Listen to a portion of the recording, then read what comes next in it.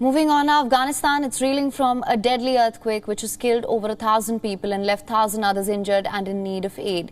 The international community has stepped up in sending much-needed relief to the devastated region. In the latest, India pledged continued assistance to Afghanistan at the UN meet. India's permanent representative to the UN, T.S. Tirumurthy, expressed India's deepest condolences to the victims and their families, vowed to provide assistance and support. This after India sent the first consignment of India's earthquake relief assistance to Kabul, where it was handed over by the Indian team there.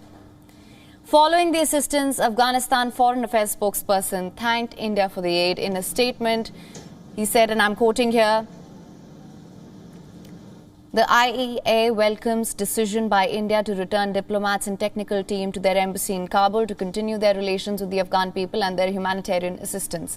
This even as a UN official told the Security Council that Afghanistan's ruling Taliban are resisting efforts by the United Nations to help get humanitarian funding to the country and are interfering in the delivery of aid.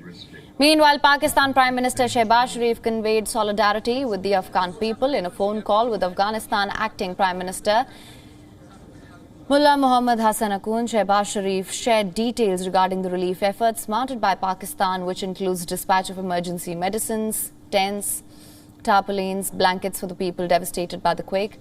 However, the Red Crescent Society of Kabul has warned that aid to quake victims is not sufficient. That organization has already dispatched assistance to the country. دا خو ډیر کم دي دا خو هغه اولي کومکونه نه دي دا خو بخي کنه موږ نور خارجي موسسات او موسساتونو داخله کوو چې موږ سره مرسته وکړي د موږ به ان شاء الله د سری میاشتې له طریقه په شفاف ډول سره د زلزلې زپلو سیمو ولایتونو ته ورسو. Wednesday's 5.9 magnitude quake struck hardest in the rugged east. Here, people live in small settlements on arid mountains. The earthquake triggered mudslides blocking mountain roads, telephones, towers, power lines. They were down, making it very hard to get information. Survivors say they were struggling to bury the dead. They are digging graves after graves, often by hand. The town of WION, which is close to the epicenter, sustained significant damage, of course. Most of it was mud-walled buildings were damaged, and the town with only the most basic roads was bustling with Taliban soldiers. A helicopter was seen bringing in relief supplies as well. About 300 people sat on the ground waiting for these supplies. The quake was Afghanistan's deadliest in 2 decades. Officials say that the toll could rise. Reports suggest that children may have been killed and estimated 1,500 other people are reportedly injured.